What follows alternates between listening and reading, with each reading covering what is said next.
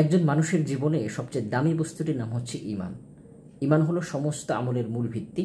এজন্যই বলা হয় আল ঈমানু রাসু কুল্লিল আমাল। ঈমান হলো সমস্ত আমলের মগজ, মূল ভিত্তি। কারণ ঈমানের দ্বারাই নির্ধারণ হয় জান্নাত বা জাহান্নাম, হক বা বাতিল। কিন্তু আমরা অনেকেই ঈমান, আকীদার যেসব মৌলিক বিষয়াবলী রয়েছে, যেসব বিষয় আমার জন্য জানা অতীব জরুরি, ঈমানের সূক্ষ্ম বিষয়গুলো যদি আমরা বাদও দিই, কিন্তু ঈমানের যেসব মৌলিক বিষয়, আকীদার যেসব মৌলিক টপিক আমাদের সবার জন্য জানা জরুরি, এসব বিষয়েও আমরা অনেকে পরিপূর্ণ অবগত নই। এজন্য আমাদের জন্য জরুরি ছিল এমন একটি কিতাব, যেই কিতাবের মধ্যে আমরা সূক্ষ্মাতিসূক্ষ্ম বিষয়গুলি ছাড়া শুধু মৌলিক আবশ্যকীয় পরিমাণ বিষয়গুলো আমরা পেয়ে যাব বিশুদ্ধভাবে, এবং যেই বইটি নিয়ে, যে ঈমানের বইটি নিয়ে, আকীদার বইটি নিয়ে কারো কোনো ধরনের কোনো বিতর্ক থাকবে না।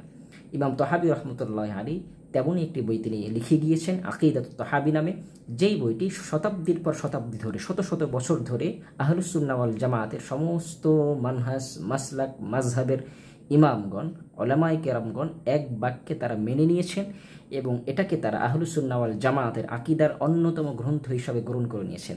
এই বইয়ের মধ্যে তেমন কোনো ব্যাখ্যা, বিশ্লেষণ বা সূক্ষ্মাতিসূক্ষ্ম বিষয় নিয়ে আলোচনা নেই, বরং এই বইয়ের মধ্যে ঠিক ততটুকুই রয়েছে যেটুকু পড়লে একজন পাঠক তার ঈমানকে বিশুদ্ধ করতে পারবেন, এবং তিনি চিনতে পারবেন আহলুস সুন্নাহ ওয়াল জামায়াতের, এবং তিনি চিনতে পারবেন আহলুস সুন্নাহ ওয়াল জামায়াতকে। উমেদ প্রকাশ থেকে শীঘ্রই এই বইটির বিশুদ্ধ সরল অনুবাদ প্রকাশ হতে যাচ্ছে ইনশাআল্লাহ।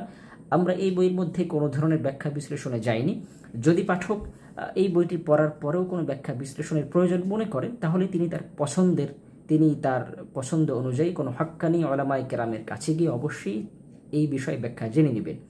এই বইটি ইনশাআল্লাহ আপনারা এখন অফার মূল্যে পেয়ে যাবেন। এছাড়াও যদি সরাসরি অর্ডার করতে চান, তাহলে উমেদ প্রকাশ সহ আপনার পছন্দের যে কোনো বুকশপে ইনশাআল্লাহ অর্ডার করতে পারেন। আসসালামু আলাইকুম ওয়া রাহমাতুল্লাহি ওয়া বারাকাতুহু।